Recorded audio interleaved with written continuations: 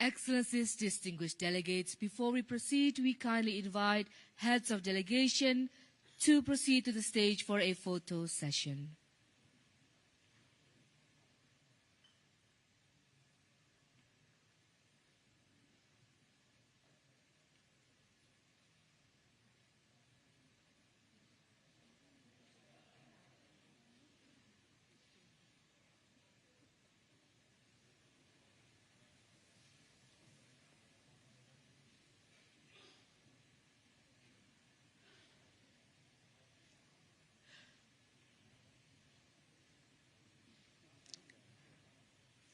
First, the formal pose. Allow me to count in 3, 2, 1. And now with the ASEAN way, right over the left. Allow me to count once again. Oh, apologize. Apologize, Excellency.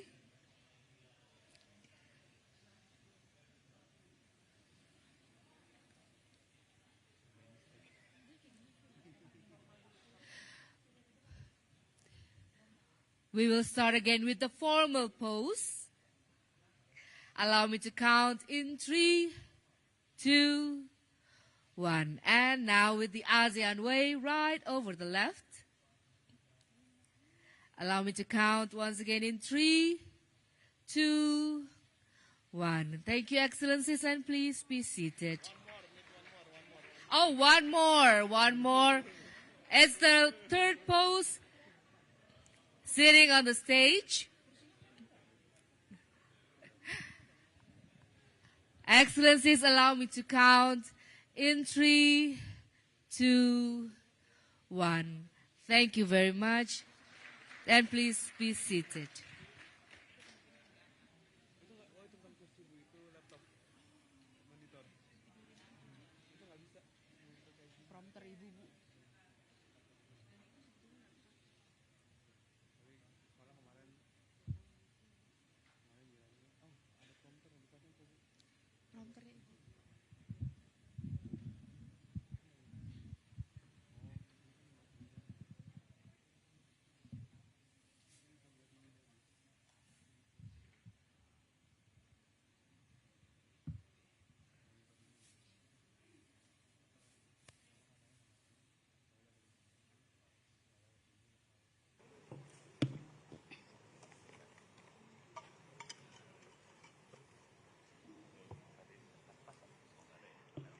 Colleagues, I call the meeting to order. Bismillahirrahmanirrahim. On behalf of the ASEAN colleagues, allow me to warmly welcome back Secretary Blinken to this meeting. And I do believe that our meeting today will come up with new commitments to further concrete cooperation between ASEAN and US, and at the same time contribute to peace and stability in the region. US is one of the most important partners for ASEAN, and this year, ASEAN starts to mainstream the implementation of ASEAN Outlook on the Indo-Pacific with all our partners, including the US. Strategic approaches of inclusive cooperation, habit of dialogue must always be upheld by ASEAN, and we do hope that the partners will also do the same. We believe that the US will continue to support ASEAN centrality and reinforce ASEAN position as epicentrum of growth. Secretary Blinken, collaboration is our only compass toward an inclusive regional architecture, and we welcome all nations to join us in forging the interaction within the Indo-Pacific. Therefore, ASEAN Outlook on the Indo-Pacific was created as our united resolve for this region. Our goals with this outlook are to foster concrete cooperation that directly benefit our people in 4 priority areas: maritime, connectivity, SDGs, and economy. These are the same areas for ASEAN-US comprehensive strategic partnership. For areas that embody our shared interests and bring us together rather than driving us apart. For areas that would only strengthen our bonds in the Indo-Pacific, but also to enhance trust and confidence among us. U.S. support to implementing this outlook is therefore very crucial. Colleagues, achieving peace, stability, and prosperity in the Indo-Pacific would not only be a regional triumph, but a global one too. As ASEAN's comprehensive strategic partners, U.S. hold the key to making this aspiration a reality. So ASEAN really need U.S. to become a significant net contributor in the Indo-Pacific. I thank you very much. And now I would like to invite my co-chair to deliver his opening remarks. Secretary Blinken, the floor is yours.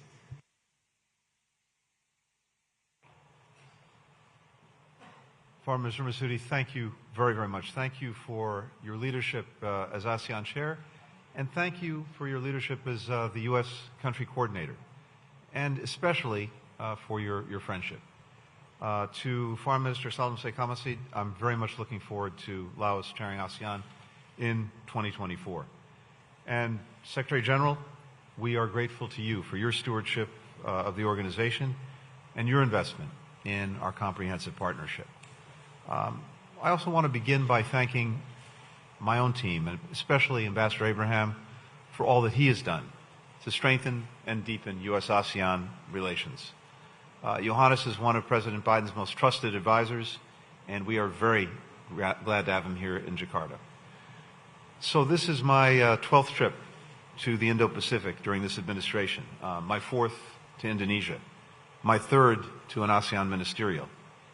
Each time I visit, I'm struck by the incredible dynamism of this region and the critical importance of our partnership.